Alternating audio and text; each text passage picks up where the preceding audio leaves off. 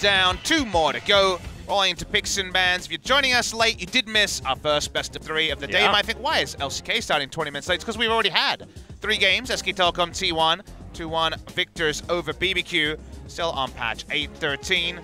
The meta does roll through a little bit. The Orianna priority is the most noticeable thing in this week of LCK. And we'll see if Hanwha Life and Jin are competing for the Orianna pick. And interestingly enough, the Galio are going to be banned on the blue side by Hanwha Life. Lava, the man who debuted the pick after the rework, is Aatrox, of course, going to be the first ban on the red side. Where do Hanwha go when they have the flexibility in the first round of bans? Unclear so far if Hanwha Life is banning Galio because of Jin strategies or because it counters their strategy, and sometimes we only know at the end of a draft. I see Hanwha Life banning Galio and also the Tahm Kench, and the chances of Songwon's Elise go up because those are 2 champions that do well against a pick comp. Yeah, always excited. You've always got to keep your eye on the potential Songwon Elise. He's the only one willing to play it, and he is a master of the Elise over a couple of metas. Songwon's definitely the one I want to see on some aggressive picks, as some of the recent games been a little bit sad out of Hanwha Life Esports. They have indeed. So the final ban will be the Swain already banned away on Jin side. So are we opting into Taliyah and friends being open? Or are we banning them away? The Rakan is actually going to be the ban, and Xayah Rakan red side in the first round is increasingly becoming pretty attractive for many teams on the Rift. Yeah, we've seen Xayah Rakan actually take the wins, I think 3 games in a row that they've been a part of, including yesterday's match. KT winning over Gen G with exactly the combination in the late game as well, which was just astounding, as Taliyah has been left up and Jin banned the Morgana. Songwon, is he going to go to that coveted jungler that's seen bans all the time, and it feels like a no-brainer? Looks like Hanwha Life are going to lock it in, and does Umpty have a plan? Does he have something that he thinks he can take into the Taliyah to counter it? Not entirely sure, unless Jin want to really angle and double down on the Shen Nocturne. The thing is, though, Jin actually won a series very recently going for these combo Shen Nocturne drafts that a lot of teams have lost on. If you remember, we've seen BBQ, we've seen Afrika lose with GP Shen Nocturne, which strikes fear into most enemies. But Jin won with it against MVP in their last series that they played, so I actually don't mind them returning to it. Teams have gotten a lot better at respecting the globals that were dominating the first couple of weeks of the LCK, but there is still a degree of inevitability if the execution is perfect on the Jin side. So we will get some fireworks when the Ninja and also the Beast from the Jungle hit level 6. And also, you're talking about globals. I feel like if Jin go to Sowon's undefeated Gangplank as well on the top side of the map, it could be an option as Songwon. The timing here is a bit eerie. We have seen a 2v2 Kai'Sa, but Hanwha Life also like a bit of cheese if they can get it. Braum would be the one following here if they were enacting Plan Cheese. The Morgana was banned, so Jin did have the idea that Hanwha might try and funnel something. But where is Lava's ban going to go? The Braum. Okay. We funneling, boys. There we go. Braum locked away, most likely for Songwon, even though he hasn't changed his summoners just yet. But of course, it could not be. We'll see what actually happens. Is Grace, what is he going to take away? Been a while since the funnel comp was used. We saw 2 games in a row that were losses for Griffin against Afrika Freaks last week. First visit to a funnel comp here. Again, not 100% guaranteed, but seeming increasingly likely. The Vladimir makes a lot of sense. I like the Shen Vladimir lane. Gives Shen some more safety, trying to lane into a potential 2v2 that might be a weird one from Hanwha Life Esports, given the fact that Jin have a pretty predictable funnel ban strategy that they can now employ. Has the damage been done already, though, is the question. It's always what you always wonder.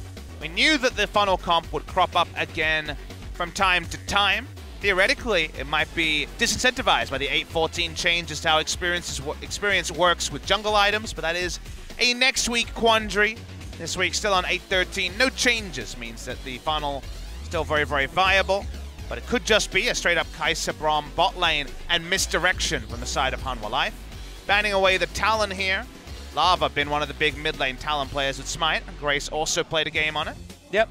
Grace has had a bit of experience with the Talon, but only 1 game so far, as Jin now thinking about what their final ban is going to be. Here up against Hanwha Life. The Mundo doesn't necessarily target funnel super well, but we've seen a lot of Mundo's picked into it as the Yasuo to be taken away. Solo lanes ostensibly could still be selected on both sides, depending on what the Taliyah is doing. Could be a Taliyah lane for all we know. Yeah, it could be Lava. Waiting to see. Hanwha Life have had interviews where they've said that they don't trust Songwon to play the jungle Taliyah at the start of the season, but that's now a month ago, and Songwon, as an aggressive-minded jungler, does fit into the archetype of a Taliyah player. You see a Zoe ban here, so they are coverage bans if it's going to be a mid-lane Taliyah, but it could also be bans against the funnel as well. As we're going Orianna, which does suggest even more engage, but also some passivity in the early game that the funnel comp might be able to do its business against. Well, Jin have got one hell of an engage comp now. Eventually. Yeah, that is true. I mean, level 6 has to be hit. There needs to be some items onto Grace as well, but like you were saying, I mean, Lava should be the one playing the Taliyah if Hanwha Life are going to be funneling, because of course that would mean that the Braum has to go into the hands of Songwon. But what are Hanwha Life going to do? The Ryze is going to be picked up. That could be a Sungyun champion. Yeah, good against the Vladimir in the bot lane. Where does the Kai'Sa go? We're unclear if that's so far, Atlas. We're unsure of what Hanwha Life is doing. They haven't done the Telltale swap Songwon summoners yet. Yeah. So that leaves us many questions we do not have answers to. See what Hanwha Life end on. Remember, even if they just go Kai'Sa Braum first round, it does pose questions that could have affected Jin's draft. They end the draft with a Jace, which will most likely be top lane.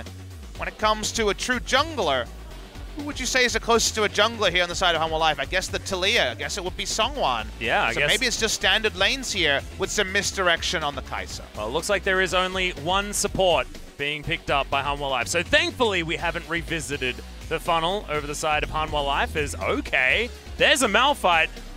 This is the most team fight comp I think I've seen in a very long time.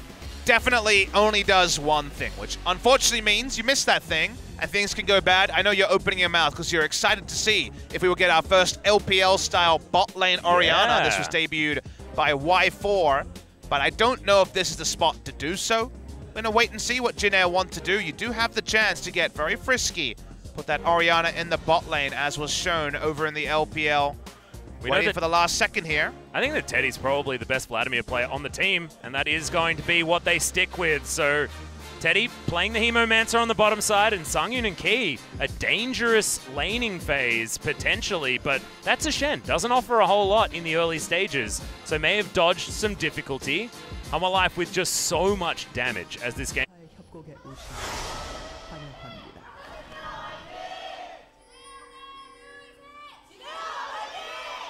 Well, the crowd is certainly thin since our first series of the day. However, the dedicated fans certainly here. We know where they are.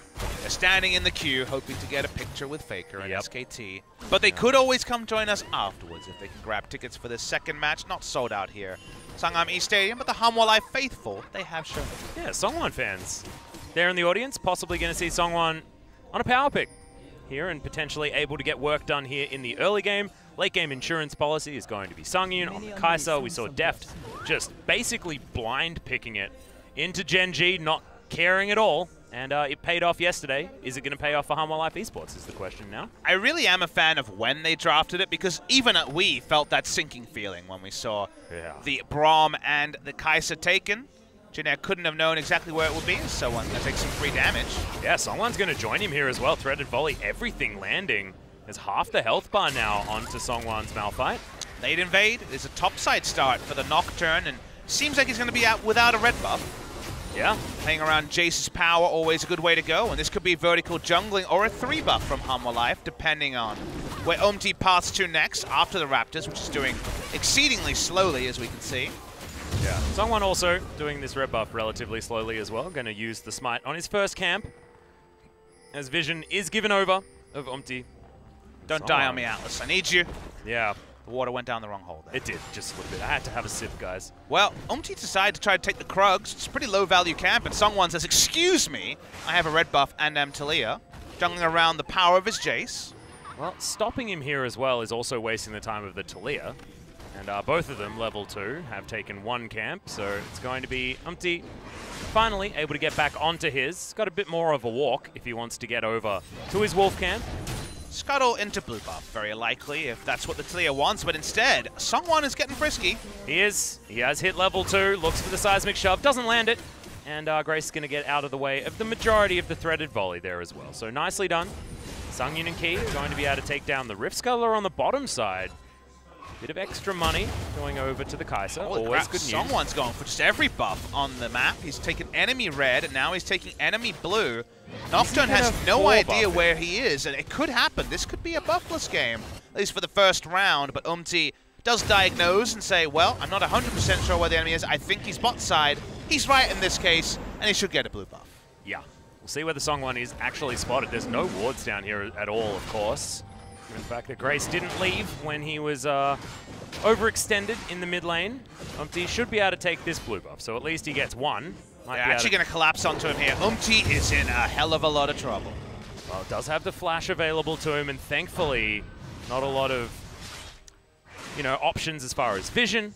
So Hanwha Life give up, and Umti's even going to be able to get a Rift Scuttle, so things are okay. They didn't want to waste three people's time to make an invader. They didn't know for sure he was there. Linderang's probably going to be surprised when Umti shows up behind him. Yeah, it's going to get slowed down. Immediately uses the flash, but is it enough as the Terrify comes in? Songwon comes down, and that could have saved it. First blood over to Umti. Jinna on the board. Man, the Shifts in the Night situation was so perilously close on both sides. Three people commit to the Rift Scuttle there. They find Umti to get a blue buff and a Rift Scuttle. Instead, Umti walks topside. They're not sure he was there. He is there. He gets the kill, and the first good moment for Jinna after so much good early jungling from the side of Songwon. Yeah, and what were we talking about with the Jace in our last series? It was put him behind in his build path. Again, we've got a double Doran's Jace coming in from Linderang, who wants to double down on having this advantage. Remember, death timers, not too much of a problem. So Songwon unable to get this wave to the turret, and now it's in an absolutely horrid position for any Malphite to deal with. Malphite's going to go back. He's going to endure. We saw Maha play this top lane for MVP. When ADD, of course, couldn't play and Maha was subbed in. He went Randuin's. I think you desperately need Sunfire Cape to have any semblance of lane control against a Jace. And obviously you're not going to have first push priority, but you're going to have something against the Jace. If you go Sunfire Cape, if you go straight Randuin's, you're going to have a bad time. So I imagine it's going to be the Sunfire pieced together by Songwon, as Songwon, close to his namesake, is on the bot side. He is going to be backing here. As you can see, Jinna playing very respectfully of this Joy Lane bottom side. Teddy also wanting to scale a little bit, but will hit his stride a little bit earlier than that of the Kai'Sa, who does want to grab a few items to upgrade all of her abilities. I want to revisit again the draft of the Kai'Sa Braum in the first round. As we mentioned, sinking feeling, it's going to be a funnel. Didn't turn out to be funnel. And of course, Jinna couldn't know for sure that they had to draft a really punishing 2v2. Instead, it was Hanwha Life saying, let's threaten a funnel, take Kai'Sa Braum against just Shen.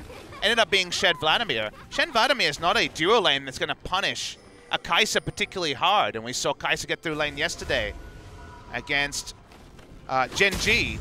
The double pop over. Umti's here, but only so much he can do. Yeah, Songwon gets some information, but there's the Rune Prison. He flashes. Terrify almost there, so Songwon is going to be at least half health, but this dive could still happen. Remember, the spell shield's on cooldown. Oh god! Songwon just gets destroyed. Dustbringer is going to do it. Lava has to flash and cleanse. No, doesn't have the cleanse, but does have to flash to get out of the way. And Jinna turned it all around. What a disaster. Just a quick turn into a kill from Sowon. See hero, kill hero goes the Malphite. They return to the mid lane. Orianna wasn't there. No problem. Jinna Green Wings 2-0. Yeah, Umti's just somehow navigated this matchup gloriously well. Basically has paranoia now and has a huge lead.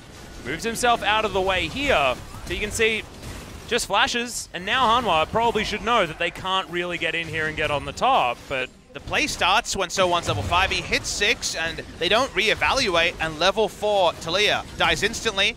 The minion wave isn't tanking, so awkwardly Lava takes aggro. Goes down as well. Hanwha Life, they return to the Scuttle. This will be the second Scuttle we've seen Sungyun pick up. There's plenty of Scuttle Crab control for usually the funneling duo, but now just a bot lane duo of the Kai'Sa and the Braum. Kai'Sa's still free farming, so that's still a good news story for Hanwha Life, but Umti's kind of living a charmed life where he's not getting punished as much as it first appears, and his team's getting kills around him. And now, Umti might be in a position where if Paranoia is off cooldown, he just kills Songwon by himself if he ever sees her walking around the jungle. Really dangerous times here for Hanwha in the matchup that we thought would be incredibly Hanwha favored. And now the Wombo comp has hit their timings early, so that means the Wombo is certainly something that you have to respect on the side of Hanwha Life. Good lane ward, oh sorry, I should say Gromp ward does spot Umti. Yep, They don't have like an Ashe or anything to spot it out early, so they do need to go for all these wards on camps. Just teleport onto the minion here coming up, and is it gonna be a double teleport? No, it's just the Braum. It is double teleport. Yeah, it is a double teleport with 3-manning topside. All right, we're just going to get in here and take down first brick. Wanting to accelerate the game is Hanwha Life Esports. They have a huge wave that was just stocked up by Linderong. Okay, this is one way to artificially create yourself a lead. Sungyun and Key were both laning with teleport. Key has the unsealed spellbook to switch over to the exhaust. They knew Nocturne was bot side, so why not get away from Wombo by teleporting to the Malphite and taking the first turret? Well, after 5 minutes, so the reinforcements are down on this top lane turret that were put there, of course, many moons ago to stop lane swaps. The later lane swap is still possible, and they just take the gold, they go back to bot side, they still got their turret. Yeah, everyone backed on the side of Jinner. They did deny a minion wave, and there's certainly a lot to be said of the teleport being utilized by Sungyun as well, but I mean, it's not much of a thing to give up for Hanwha to grab yourself first brick and put yourself about 100 gold in the lead after it was a 0-2 sum game. But the moment that Sungyun teleports as well, and there's 3+, end up being 4 members there, so Talia was there as well. If you're Teddy and Nova, who take turrets exceedingly slow in the early game, as Vladimir Shen, at best, it's going to be a 2-for-1. They respect that and that, crap, we don't want to lose 2 turrets in the top side. Malphite will never be able to actually control the wave, push it, and roam. Our Wombo will never happen. We have to rotate, and then Hanwha Life to say, actually, thank you very much. We're going to go back to a short lane with our Kai'Sa Braum, and we get the first blood turret. So Hanwha Life, with their rotational play, actually get everything at the cost of nothing. Yeah, and also they've got Soan, who's built a Barmy Cinder and will have a really rough time trying to freeze any lane as well, given the fact that he burns these minions down. So Linderong will have a wave to pick up and farm. That was why I was hanging around in the mid lane. Had to overextend if he wanted to get to that minion wave. Not going to worry about it at all. Tricky stuff, and Hanwha Life are always one of these teams with the unsealed spellbook era to take a lot of turrets. It's Umti's dead. Yeah. See you later, mate.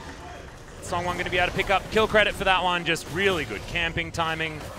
Hanwha Life Esports easily destroy the 2-0 Nocturne and should be able to get themselves a Rift Herald as well. Well, Umti led a charmed life, so he was overdue for being just womboed down and killed instantly after some of the luck he had in the early game when it came to pathing. Some of it was good fortune, some of it was also his smart plays. Never mind, he'll go back, he'll come back. He's got the paranoia. We'll see if that first paranoia can make something happen because they've got the Shen, they've got the Nocturne. But so far, we haven't seen those two paired together for a big pick onto Hanwha Life. Also, haven't seen a Shockwave. Level 9 is Grace now. Songwon's going to be able to take down this Rift Herald very easily. And yes, some bloopers in the early game from the Talia, but able to set up in the right position. Hanwha Life with so much control. As Soan actually not going to find the Glacial Shard onto anyone.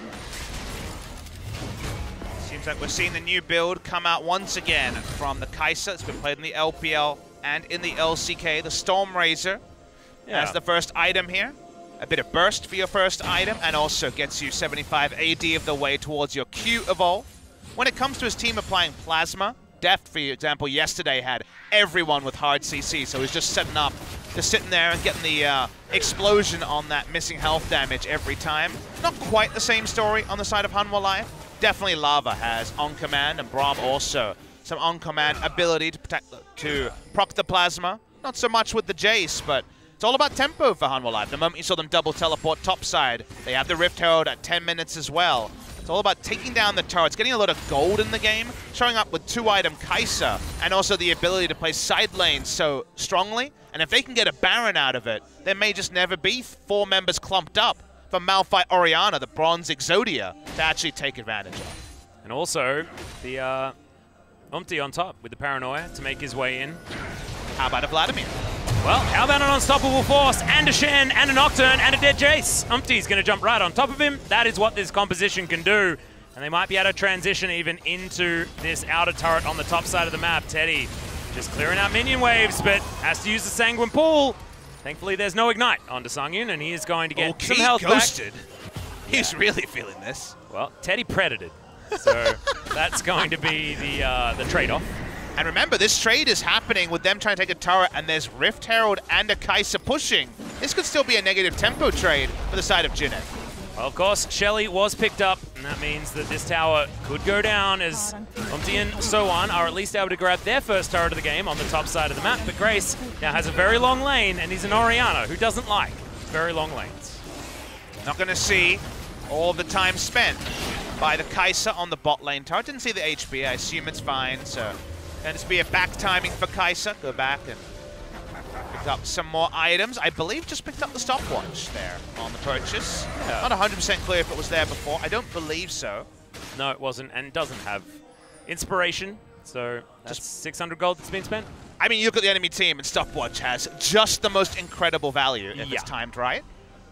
Sungyun ready for an outplay. If he's able to use his ultimate, could also dodge some skill shots. We don't really see that used from the Kai'Sa in the summer season. Prey in the final had some great dodges, you'll remember at the LCK summer final. Before funnel happened, he just used the ult to get a quadra kill. There is a lot of value that's come out of that particular control ward that spotted out the red buff by Umti. Sunfire Cape there from So1's going for a much more conventional build here, and I imagine Frozen Heart will be picked up at some point onto the Malphite. Fair bit of value out of that one. As Linderung's going to be doing some auto attacks. It's all going to be about Sungyun in the late game. Trying to stop that Kai'Sa from getting the work done is the aim of the game. Teddy quietly farming on the bottom side of the map. Does have himself a deficit of about 7 minions, something like that. Nothing to worry about. It's the global gold going in the way of Hanwha Life that is going to start becoming a problem as this Kai'Sa gets further and further accelerated. And Umti is just getting spotted by Vision all across the map. Whenever you have a Kai'Sa in a 2v2 lane, it's all about the sleight of hand, and even the funnel is a bit about sleight of hand. Get Kai'Sa relevant in as low risk a way as possible by teleporting to top lane to be involved in the first turret blood, by surprising and ending up with a Vladimir Shen duo rather than a more punishing lane. The Kai'Sa is going to hit her items, and global gold means Kai'Sa picks up more gold. So Kai'Sa, that has been their big thing here. Hanwha Life has been able to come online, and going to be very interesting to see the team fights where Jinet are going to be pressing all their buttons and trying to click on Sungyun super furiously, and Hanwha Life, if the flash and also the stasis keeps him alive, can potentially turn around if those buttons don't find their man. Well, if he doesn't dodge all of them with one button, then it could be a problem, because they've got lots of different options to come in. Of course, the Hemo play going to be a little bit delayed, but Teddy does have something to offer this as well, but Shockwave, Paranoia, Unstoppable Force, as well as the taunt coming in from Nova to potentially start it up pretty instantly as well, could mean that he's just CC'd for the entire duration and dead. Doesn't have Guardian on Key, because Key wanted to be involved in the teleports, so it doesn't have the Tom Kench that I'm sure every Kai'Sa is looking for. Yeah. Was actually banned away pretty early, as it was second ban from Hanwha Life. Oh, I didn't even notice. So1 went for lane presence here with Qmax. In the past, this has been a choice when, I believe it was Gimgoon debuted the top lane Malphite into Camille matchup. That was Qmax Comet Malphite. This is Qmax just to not always be in a scenario where Jace has a huge health lead, but does mean that his AoE wave clear is a bit lower. Yeah, does have that Comet as well available to him. So So1 probably pretty comfortable at this stage of the matchup, and you can see that it has been translated over to the Malphite as well, given the CS has reached relative parity. A couple of deaths on the J, certainly good news for Jinet fans. But even as you like, everywhere on this map, even in the jungle, things that, even on the dang Relic Shield supports, we have basically even CS. Which to me does suit the Kai'Sa comp, but not to a huge extent, because the Kai'Sa can be exploded by the Jinet comp. Getting forward vision against the Wombo comp is so important. That ward, of course, going to be communicated by Nova, but anything to ensure that one of the tools is used suboptimally, and thus the chances of the true Wombo happening are decreased, is what Hanwha Life are craving. Song1 been a bit of a passenger after a very early active game. Well, Not going to be able to clear out that particular ward. We had a bit of a trade in control wards. It's immediately happening again as Sungyun takes a bit of damage from Teddy, but Teddy also going to take some fired back, gets under his turret safely. Sungyun's not at a huge item timing. He doesn't have 100 AD yet. Of course, not the attack speed either. But just about the Storm Razor. Nothing on top of it, no pickaxe, for example. Well, Grace, doesn't get the shockwave and may actually be instantly punished. No, not going to find any more threaded volleys from Songwon. But it's not a great sign having your first shockwave whiff. Definitely seemed a little bit slow on the play. Grace was a frequent Orianna player in the past. Not so much over the course of this year. Linderang comes to the top side, continues to push. Hasn't found inroads onto an inner turret just yet. Seeing the teleport, but just back to lane for the Kai'Sa, and now finally the 100 AD mark is hit by Sungyun. Yeah, has himself the recurve bow on top of it as well as Sowan. He's picked up a stinger. We've got Trinity Force Malphite coming in. He wants to just kill the Jace, I guess. I understand it in the Camille matchup, where Malphite does win at those two items, Trinity Force and the Sunfire Cape. Against a ranged attacker, I think it's going to be a little bit difficult. But I'm excited to watch the side lane, because for once, Linderang might actually be held accountable, even though he's on Jace. Yeah, Sowan has been certainly playing more of the aggressive types. His Ornn and Mundo have been sneaking up there, but it's got a couple of games on the GP, the Renekton, the Aatrox, things like that. Darius on 6 is most played, of course. This game's so incredibly close as we move towards 20 minutes. D wanting to avoid any seismic shoves. Cloud Drake being the first spawn means that no one has actually attempted to pick it up.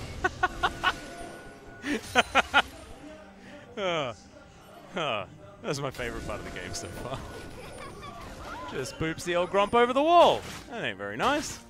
Thankfully that means he survives. Should we name this Gromp? It has lived a charmed life. Alright, there's Teddy taking down to half health, but no seismic shove, no dice when it comes to the kill. Some Void being spread, as Umti's going to tank that one, but he ain't going to be ulting into the middle of 3 people as the Kai'Sa, so not too much of a worry. Shockwave isn't super powered yet. Ludens and the Oblivion Orb does have double magic pen, so some oomph there, but base damage on the Shockwave, not massive. And the Malphite's more interested in walking up and whacking away on the Jace, so for now, the tools are not actually put together. Yeah, certainly not in full force, as Nova also down to about a 3rd health. Trying to fight for vision here is Jin-Air, but wandering over a lot of it. Shen support in scenarios like this actually has the kind of... It's a very indirect advantage for a melee support, but he has the ability to dash over walls, to put down vision, and he also, if he gets chunked out, can always recall, get full health, and be back into the fight instantly with the ultimate. That's a very rare thing for support. You think of Tahm Kench, who is similar, but has to Abyssal Voyage back and has fixed range. The Shen can take his whole health bar, but as long as his warding mission is done, he gets his recall off, you don't really feel the impact, because with the ult, he can always be right back there. Yeah.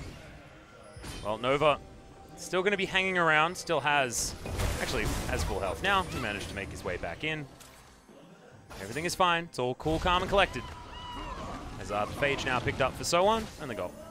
One more item to go, that Sheen, before that Trinity Force is going to be online. He has almost caught up completely to Linderang. All teleports available apart from the bottom laners. Sungyun and Teddy still waiting for theirs, but Jin-Air still just piling around this dragon. I feel like our latest first Drake was around 22 to 24 minutes this season. I don't believe we've had one taken after 25 minutes. Our latest one today was about 17 minutes, and it felt very, very late as well. I completely understand. Finally started up. Now the Wombo controls the pit. So how do Hanwha Life problem solve this one? Well, it is just going to be stolen. Because Umpty didn't have Smite. That's a way to do it. One good turn deserves another. Well, that's a pretty easy way of doing it as well, as I believe the Plasma landed on the Drake at the same time as the threaded volley, so... I know the shove was used as well. I'm not sure which of the two skills actually killed it, if it was Q or a W, but happy times. They get the Drake in the most unlikely of ways. Doing Dragon with Smite is generally a good idea, by the way, guys. Just a PSA. Should probably have that one. As Umpty now sets up shop on the top side, and they've been loitering around that dragon for a very long time. Now wondering what the next port of call is going to be for Jin Air Green Wings. I very much appreciate your use of the term loitering, because it did feel like they shouldn't be there. If there was a mall cop, they would tell them to move along. Because they weren't actually committing to it, Atlas. They weren't going to buy anything. They were very clearly poisers, so loitering, good term. Thank you, thank you.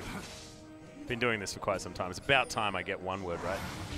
Zumpty is going to continue farming things out. Thankfully, he does have his Duskblade of Drakthar to spot all these pesky wards that he was running all over earlier on, as So-On jumps down towards the bottom side to watch his outer turret die. And that's going to go down very easily. As Lava, he turns up. So-On has to use his ultimate to get out of the way.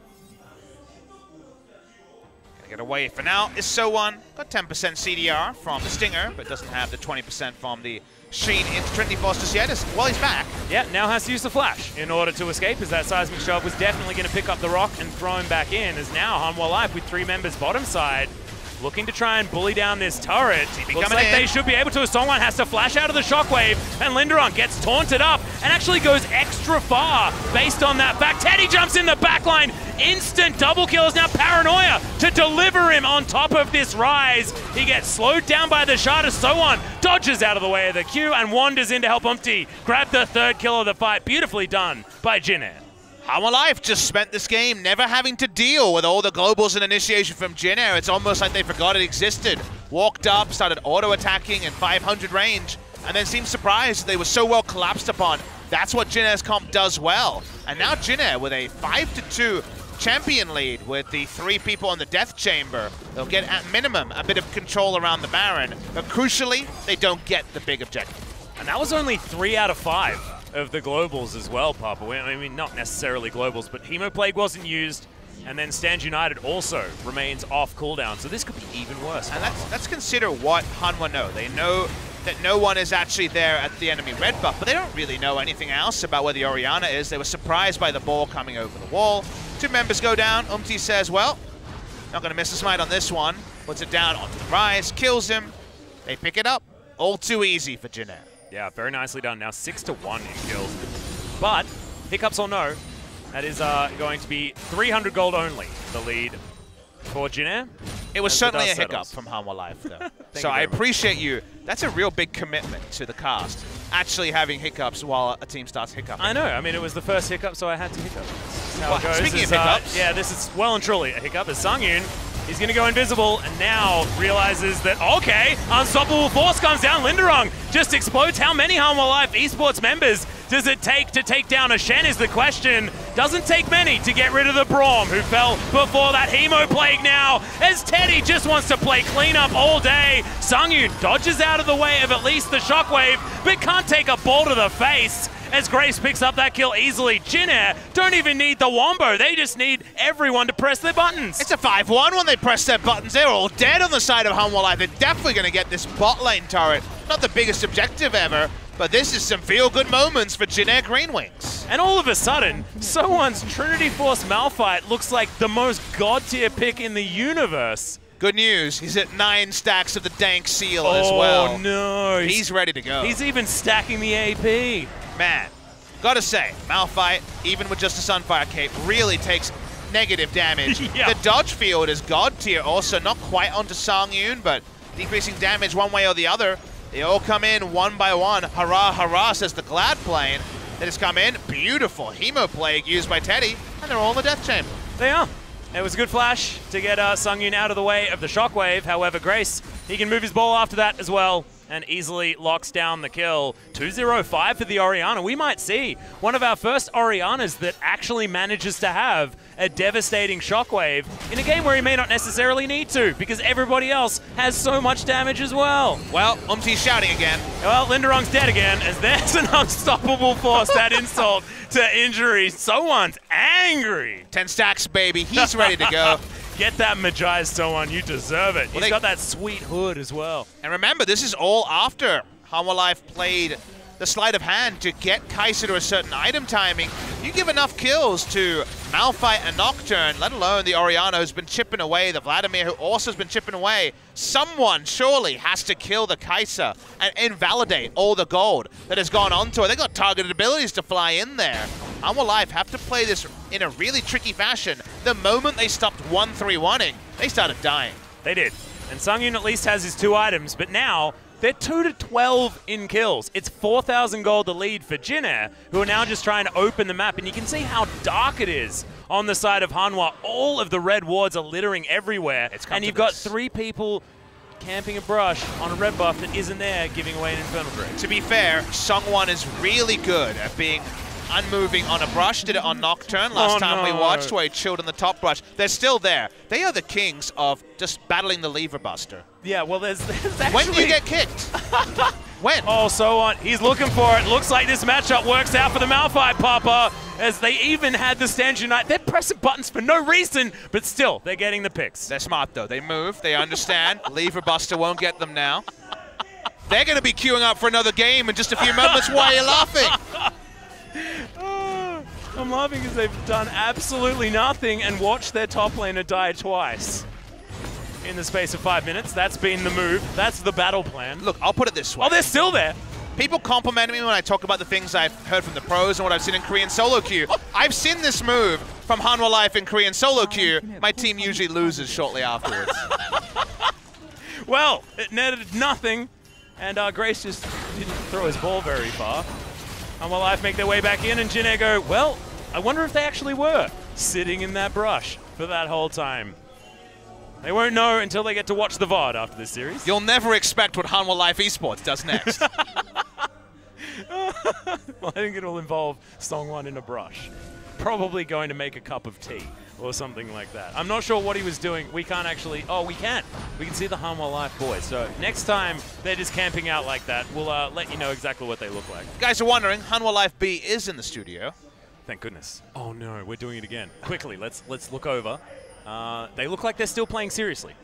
So no one's got up to leave. We have no toilet issues or anything like that. Omti did face check them earlier, so they're hoping to recreate It's worked once, and what works once should work again, as Nova was considering another face check as well. But one time it had a 100% win rate. It did, until it had 50%. Independent events, still 100%. Oh, that's true, that's true. In that one time it had 100%. Oh, here we go! Yeah! Beyblades! There we go. No home guards for you, Lava. The second most exciting thing to happen. I like how it disappeared halfway through. Is Realm Walk going to come down? So on. Oh, that almost got rid of his passive with that Shock Blast. This game went real silly. It went real fun, though. It's what we wanted from our 4th game of the day. First game of the second series.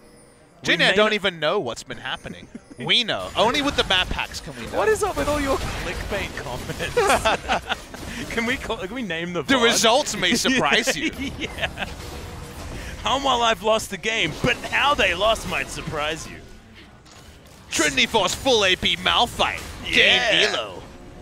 Oh, man. Oh, the adaptation of the Trinity Force augmented by the adaptive helm. I like it. Jin, they want to find another engage, guys. That's what we're waiting for. Hanwha Life Esports trying to play around vision that they have. They have at least been able to push out some minion waves. So one has to spend his time on the bottom side of the map. There is a 0-6 Jace in this game. Yesterday, we were looking at Jace going, oh, this is a power pick. How does it ever lose? And now, we're looking at Jace going, did he really have to pick this? So Hanwha Life are famous for their internal scrims. What the hell is happening in the internal scrims? How does the coach VOD review about, I don't understand, it worked against our B squad. Yeah, exactly. Well, Jin, you know, they've been playing the honest game of, well, let's press all our buttons, they seem to be working. And the Malphite is beast, been able to build magic resist. Now Tempt's not moving, but that's in service of a Predator gank. Yeah, we're looking for the Teddy flank. He's been real good at it in the past, as we've got Gathering Storms on Sungyun and Lava. We're playing for the late game, and good God, they're going to have to. Approaching a 5,000 gold lead here for Jin, as they probably do need to clear out vision around this Baron Pit, because I believe if Hanwha Life tries to face check them, they die pretty instantly. So it would make a lot of sense to try and get around here, and that's what they're going to do right now. Control Ward Vision available on the blue buff as well. As guys, you've spotted the jungler on a ward, just go put your face in the Baron Pit. Jin have been very reticent to commit to Barons, so they have. Even when ahead, which hasn't been the most games, they have struggled to actually finish off the Baron.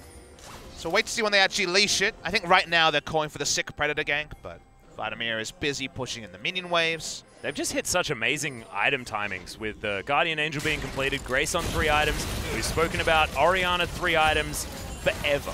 Basically, since the inception of Orianna as a champion to be played as in goes Songyun, and he just gets shockwaved, and that is a Killer Instinct that's now on cooldown and didn't net very much.